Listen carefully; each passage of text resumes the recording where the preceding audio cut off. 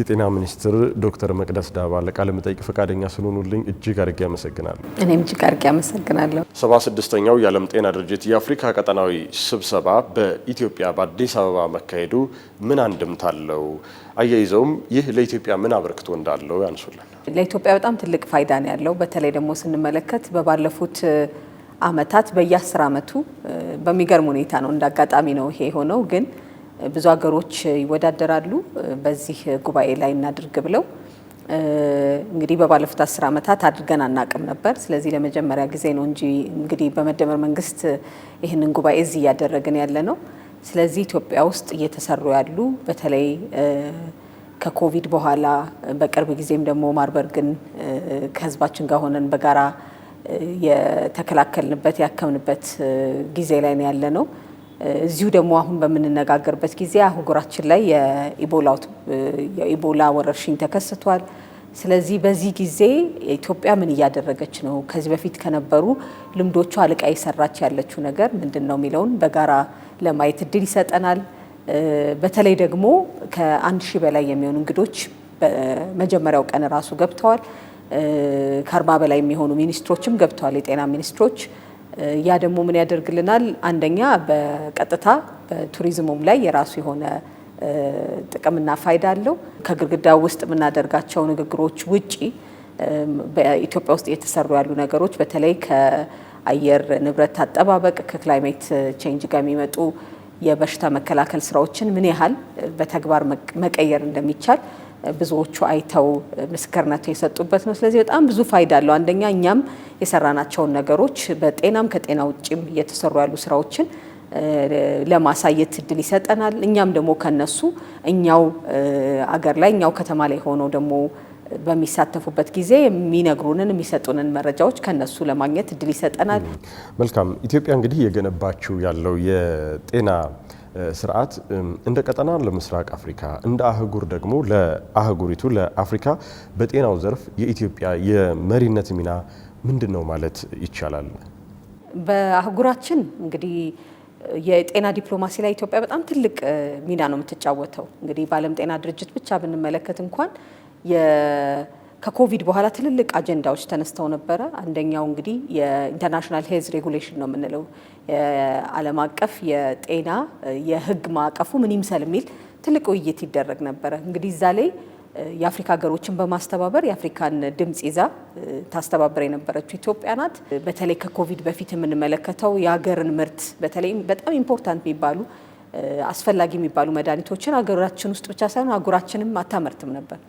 ትልቁ ህዝብ እዚህ ጋር ነው ያለው፣ ትልቁ ተጠቃሚ እዚህ ነው ያለው። ነገር ግን በጣም በሌሎች አገሮችና በኢምፖርት ዲፔንድ አድርገን ነበር የምንኖረው። ስለዚህ ይሄንን ከመቀየር አንጻር ኢትዮጵያ ቀጥታ ድምጽ በመሆን ለአህጉራችን ለዚህ ለምስራቅ አፍሪካ ብቻ ሳይሆን በአጠቃላይ ለአህጉራችን ከኮቪድ በኋላ ምን እንማር፣ ትክክለኛ ስራዎቻችንስ ምን ይሆኑ በሚል አንድ ትልቅ ሚና ተጫውታለች።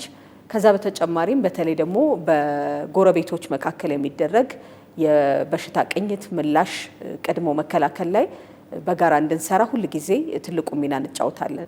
ለምሳሌ አሁን የዲሞክራቲክ ሪፐብሊክ ኦፍ ኮንጎ ላይ ያለው የኢቦላ ወረርሽኝ እያለ ነው ይሄንን ጉባኤ እያካሄድን ያለ ነው።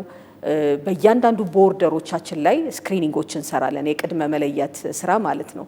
ስለዚህ እነዚህን ኢንአክሽን እዚሁ በተግባር የምናሳይበት ጉባኤም ነው። በዛ ላይ ደግሞ ለኢትዮጵያ በንግግሮች በጉባኤ መካከል ንግግሮችን በማስቀመጥ ብቻ ሳይሆን ይሄንንም አድርገናል። ከኮቪድ በኋላ የወሰድናቸው ትምህርቶች ውስጥ በሀገር ውስጥ ማምረት እንደሚታወቀው ከመደመር መንግስት በፊት ከ8% በታች የነበረውን እስከ 8% አካባቢ ነበረ ለሀገር ውስጥ ፍጆታ የምንጠቀማቸው መድኃኒቶችን እዚሁ ሀገር ብናመርተው ማለት ነው።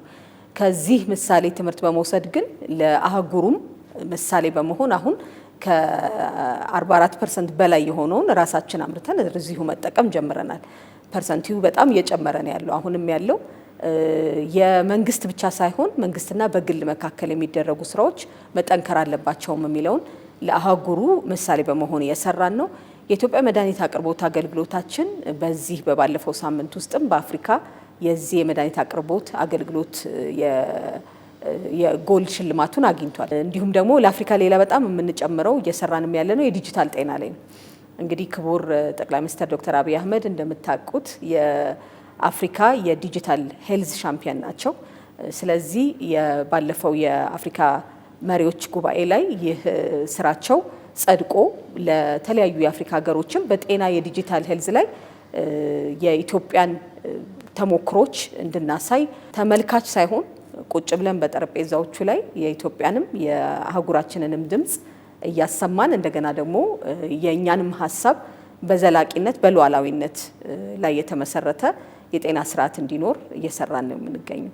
አፍሪካ በመድኃኒትና የሕክምና መሳሪያዎች እንዲሁም ደግሞ የውጭ ምንዛሪ እጥረት የዓለም አቀፍ የአቅርቦት ሰንሰለትን እንግዲህ የሚፈትናት አህጉር ነችና ኢትዮጵያ ታዲያ በዚህ ረገድ ይህንን ጥገኝነት ለመቀነስ ያስቀመጠችው ስትራቴጂካዊ እርምጃ ምንድን ነው? የተቀመጡ ፖሊሲዎችስ እንደ መፍትሄ እንዴት ያሉ ናቸው? በጣም ትልቅ ለውጥ ያመጣንበት አካባቢ ማለት የመድኃኒት አቅርቦት ነው። መጀመሪያ ያደረግነው ነገር ምንድነው? የተቋማት ግንባታ ስንጀምር በባለፈው 2 ዓመት አንድ የጨመርነው ነገር ምንድነው? የኢትዮጵያ የመድኃኒት አቅርቦት አገልግሎታችንና የመድኃኒት ፈንድ በሚል አዲስ አዋጅ ነው የቀየርነው። በአዋጁ የሰራነው ነገር ምንድነው? ይህ ተቋማችን የበለጠ መስራት የሚችልበት ለሌሎች አሁን በኢትዮጵያ አየር መንገድ ልክ በሌላ ቦታዎች ላይ አቅራቢ መሆን እንደተቻለው ሁሉ ይሄኛውም ለሌሎች መግዛት ለሌሎች የአጎራባች ሀገሮቻችንና ሌሎች አገሮችም ማቅረብ የሚችልበትን የፑል ፕሮኪውርመንት ነው የምንለው በጋራ መግዛት አቅም የሚችልበትን ነገር ቀይረናል። ሌላ በጣም ትልቅ ነገር ያደረግነው ምንድነው? አምራች ኢንዱስትሪውን ከመደገፍ ኢትዮጵያ ታምርት የሚለውንም ንቅናቄ በቀጥታ ከመደገፍ አንጻር በደንብ አስበንበት በፋርማሲቲካል ዘርፍ የሚያመርቱ ተቋማትን መደገፍ ጀምረናል። እንግዲህ የፋርማሲቲካል የመድኃኒት አምራች ድርጅቶችን ወደ ጤና ሴክተር አምጥተን መደገፍ ከጀመርንበት ዓመት ጀምሮ እንግዲህ አንድም የተሰራው ሪፎርም እዛ ላይ ነው። አምጥተን መደገፍ ከጀመርን ጀምሮ የአገር ውስጥ ምርትን ዴሊብሬትሊ አስበን ነው እየደገፍን ያለ ነው። ጥራቱንም ደግሞ እኩል እያስኬድን ያለ ነው። ምክንያቱም ሁለቱን ነጣጥለህ አይሆንም። የመድኃኒት ቁጥጥሩን ጨመርን፣ የኢንተርናሽናል ስታንዳርዱን አገኘን። የመድኃኒትና የምግብ ቁጥጥሩ አምራቹን ብቻ ሳይሆን የምትቆጣጠረው የምግብና መድኃኒት ቁጥጥር ደረጃው ከፍ ያለ ሲሆን የሚያመርቱትን ቦታዎች የቁጥጥር አቅም ከፍ ያለ ነው ማለት ነው። ስለዚህ በኢንተርናሽናል ከኛ ውጪ እዚህ የሚያመርቱ ባለድርሻ አካላት በተለይ ደግሞ ኢንቨስተርስ እዚህ መጥተው የሚያመርቱ ከሆነ ወደ ሌላም ሀገር መሸጥ ይችላሉ ማለት ነው። ስለዚህ እነዚህን በተርታ ነው አብረን ነው እያስኬድን ያለው። አንዱን ከአንዱ ማስቀዳደም ራሱ ሳይሆን ኢትዮጵያ ውስጥ የሚመረቱ መድኃኒቶች ስታንዳርዳቸው እንዲጠበቅ የክሊኒካል ትራያሎች ደግሞ የሚሰጡ መድኃኒቶች ለምሳሌ ኢትዮጵያ ውስጥ የተመረተ የራስ ምታት መድኃኒት ከሌላ ሀገር የራስ ምታት መድኃኒት ጋር እኩል ነው አይደለም የሚለውም ነገር ሰው እንዳይጠራጠር ለሱ የሚሆኑ የትልልቅ ተቋማት ባለፈው ክቡር ጠቅላይ ሚኒስትርም ተገኝተው የመረቁትን እንደ አርመር ሃንሰን ሪሰርች ኢንስቲትዩት ከ40 በላይ የሚሆኑ ላቦች አሉት ራሱ ማለት ነው። እነዛን የመመርመሪያ ሪሰርቾች መስሪያ ትልልቅ ተቋማት ትልልቅ ኢንቨስትመንቶች ነው የተደረጉት በባለፉት ዓመቶች። ስለዚህ የኢትዮጵያ ታምርት የምናመርተውን እንጠቀም ስንል ዜጎቻችንን መጠበቅ ለሌላም ሀገሮችና ለኤክስፖርት ደረጃ መሄድ የሚችሉበትን ነገር መደገፍ ስለነበረ የፋይናንስ ኢንስቲትዩሽኖችን አብሮ በማሳተፍ እንዲሁም ደግሞ የራሳችን ፎረም እንዲኖራቸው አድርገናል። በቅርብ ጊዜም እንደምታስታውሱት ከ2 ዓመት በፊት ጉባኤ አዘጋጅተን አምራቾች እርስ በርስ እንዲገናኙ አድርገናል። ከ5000 በላይ የሚሆኑ ተቋሞች ምንን መድኃኒት እንደሚፈልጉ ራሳቸው ለይተው ኮሚትድ ዲማንድ ነው የምንለው የምንፈልገው ይሄ ነው ብለው የመድኃኒት አቅራቢ ድርጅታችንን ይጠይቃሉ። ስለዚህ ይህንንም በስርዓት አስረ ነው አሁን ቀድሞ ለመዘጋጀት በመካከል የሚኖሩ የዜጎች መጉላላት እንዳይኖር እዛ ላይ ስራዎች ጨምረናል። ሌላኛው የዜጎች እጃቸው ላይ መረጃ እንዲኖራቸው የጤንነቴ የሞባይል መተግበሪያም ወደ ህዝባችን አምጥተናል። በቅርብ ጊዜ በአማራ ክልልም ሄጄ እያየሁ ነበረ። ከ500 በላይ የሚሆኑ አሁን ባህር ዳር አካባቢ ሄጄ በማይበት ጊዜ ከ500 በላይ የሚሆኑ ተቋማት የግል ፋርማሲዎች ራሱ እዛ ውስጥ አስገብተዋል። በየክልሉ ይሄንን እያሰፋን ያለ ነው። እነዚህን እያሰፋን ስንመጣ በውጭ የምናወራው ብቻ ሳይሆን ጠጋ ብሎ ህዝቡ እጁ ላይ ማግኘት የሚችልበት በቅርብ ጊዜም ሌላ የምናሳውቀው ለህዝባችን ስላለ በቅርብ ጊዜ ደግሞ እንደገና በፋርማሲዎች በትልቅ ፋርማሲ ደረጃ ኢትዮጵያ የተዘጋጀች ያለችበትን ነገር የምናሳውቅ ይሆናል ማለት ነው። መልካም። እዚሁ ጋር ግን የተያያዘ አንድ ጉዳይ ማንሳት ወደድኩኝ። ኢትዮጵያ በዓለም ጤና ድርጅት የማቹሪቲ ሌቭል 3 ወይም የደረጃ 3 በመድኃኒት ቁጥጥር ዘርፍ ላይ እውቅናን ያገኘች ሀገር ሆናለች እና ይህ እውቅና ማለት በተለይም ደግሞ አምራቾች በመድኃኒት ዘርፍ ላይ ያሉ አምራቾች በኢትዮጵያ ውስጥ ፍላጎት እንዲያድርባቸው ከማድረግ አኳያ የኢትዮጵያን የመድኃኒት አምራችነትም ከተያዘው እቅድ አኳያ በመደገፍ ረገድ ምን አበርክቶ ይኖረዋል? ምክንያቱም በአፍሪካ ውስጥ ጥቂት ሀገራት ናቸው ያሉት፣ ከነዚህ ውስጥ አንዷ ኢትዮጵያ ነች። በተለይ በዚህ በአፍሪካ ቀንድ ላይ እኛ ነን እንግዲህ አሁን ይሄ ያለን ሁለት ነገር ነው ያለው። አንደኛ እዚህ የሚያመርትበት አምራቾች ወደዚህ በሚመጡበት ጊዜ ከዚህ ለኢትዮጵያ ብቻ ኢትዮጵያ እንግዲህ ከአፍሪካ ሁለተኛው የሕዝብ ብዛት ያላት ሀገር ናት። እዚሁ ራሱ ማርኬቱ አለ። ስለዚህ እሱን አንድ ይጨምራል ኮንፊደንሳቸውን። ሁለተኛ ግን እዚህ የሚመረቱ ምርቶች በመድኃኒት ቁጥጥራችን ደረጃ 3 ላይ መሆኑ ምንድነው ወደ ሌሎች የአፍሪካ ሀገሮችም ይሁን ከሌላ ሀገር ውጪ ከአፍሪካ ውጪም ላሉ ሀገሮች ማርኬቱን ክፍት ማድረግ ይችላሉ ማለት ነው። ምክንያቱም እዚህ የሚመረቱ ምርቶች ስታንዳርዳቸው በዓለም አቀፍ ስታንዳርድ ታይቶ ተለክቶ የቁጥጥር ደረጃው ከፍ ያለ ስለሆነ ተቋማቱን ሁሌ ቼክ አይደረጉም ማለት ነው። በዚህ ኢንተርናሽናል ስታንዳርዱ የሚያየው ምንድነው የዓለም አቀፍ የልኬቱ ማለት ነው። በየ3 ዓመቱ እንደገና ኢትዮጵያ ትታያለች። እንዴት ነው ቁጥጥሯ እየተሰራ ያለው የሚለው በሙሉ ዶክመንቶች ይመለከታሉ። ስለዚህ እዚህ የሚመረቱ መድኃኒቶች ወይም ምርቶች ለሌላም ሀገር አውጥተው መሸጥ ይችላሉ ማለት ነው። በእንደዚህ አይነት በስታንዳርድ የቁጥጥር ስርዓት ውስጥ ነው የሚመረተው በሚል የገበያ ትስስርን ይጨምራል፣ ለአምራቾች ኮንፊደንስን ይጨምራል። በተለይ ለዜጋ ደግሞ ትልቅ ፋይዳ ነው ያለው። ምክንያቱም የምንጠቀመው መድኃኒት በምን አይነት ምርት ውስጥ ነው በምን አይነት ቁጥጥር ውስጥ ነው ያለፈው የሚለውን እኛ ከምንሸጠው ከምንለው የበለጠ የዜጎቻችን ደህንነት የዜጎቻችን ደግሞ አገልግሎት የማግኘት ጉዳይ ነው የሚበልጠው። ስለዚህ እሱ ላይ ደግሞ ትልቅ አቅም ይዞ ይመጣል። ስለዚህ ኢንዱስትሪውን ይጨምራል። ከዚህ በፊት የነበሩ ኢንዱስትሪያል ፓርኮቻችን ለምሳሌ ቄሊንጦ የኢንዱስትሪያል ፓርክ አለን የመድኃኒት አሁን በፊት ከነበረን በጣም ብዙ አዳዲስ አምራቾች እየገቡ ነው። በቅርብ ጊዜ የምናስመርቃቸው ብዙ ይኖራሉ። ስለዚህ ይሄ ምኑን ያሳየናል? ለኛም ምርቶች እየጨመሩ ይመጣሉ። ተወዳዳሪ የሆነ ዋጋ ማግኘት እንችላለን። ከፍ ያለ ሂሳብ የሚሆንብን የነበረውን በተለይ በማምጣት ኢምፖርት በምናደርግበት ጊዜ መድኃኒቱ ብቻ ሳይሆን መድኃኒቱ እዚህ እስኪደርስ ያለው ወጪ ከፍተኛ ነው የሚሆነው። እዚህ እሱን ራሱ በሰፊው ይቀንስልናል። ለወደፊት በጣም ትኩረት አድርገን እንሰራበታለን። ግን የምንለው በአፍሪካም ደረጃ በጣም የለም ማለት ይቻላል። የመጀመሪያ መድኃኒቱ የሚሰራባቸውን ንጥረ ነገሮች አክቲቭ ፋርማሲቲካል ኢንግሪዲየንት ነው የሚባለው። እሱን የመስራት ስራ ኢትዮጵያ እንግዲህ የባህል ሕክምና ለረጅም ጊዜ የነበረባት ያለባት አገር በቀል እውቀት በሰፊው ያለባት ሀገር ብዙ ጥናቶች እያወጣን እነዚህ ነገሮች የማውጣት አቅማችንን መጨመር አለብን። ስለዚህ የቤት ስራችን ገና አላለቀም። ተስፋዎች እየመጡ ነው። ግን እነዚህ ነገሮች ይዞልን መጥቷል ማለት ነው። የሌቭል 3 ማቹሪቲ ወይ 3ኛ ደረጃ አቅሙ እዛ ላይ ደርሷል መባሉ።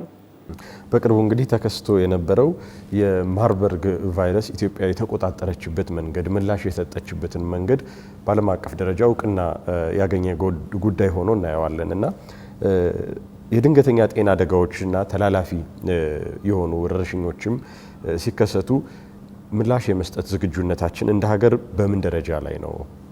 በኮቪድ ጊዜ እንደምናስታውሰው የመጀመሪያዎቹን ምርመራዎች ስናደርግ የበሽታው የቫይረሱን ዘረመል መለየት ይፈልጋል። እንግዲህ ትክክለኛው አይነት ኮቪድ ነው፣ የቱ ነው ኢትዮጵያ ውስጥ የገባው፣ አዲስ ነው ወይ፣ የትኛውም አይነት ወረርሽኝ ሲመጣ እሱ ይሰራል እና መጀመሪያ አካባቢ እንግዲህ አንዱ ስብራታችን የነበረው ስንት ቀናትም ይፈጅ እንደነበር ብዙዎቻችን እናስታውሳለን። ከዚህ ሀገር ውጪ ወደ ሳውዝ አፍሪካ ልከን ነበረ የመጀመሪያዎቹ ላቦራቶሪዎች እናሰራ የነበረው።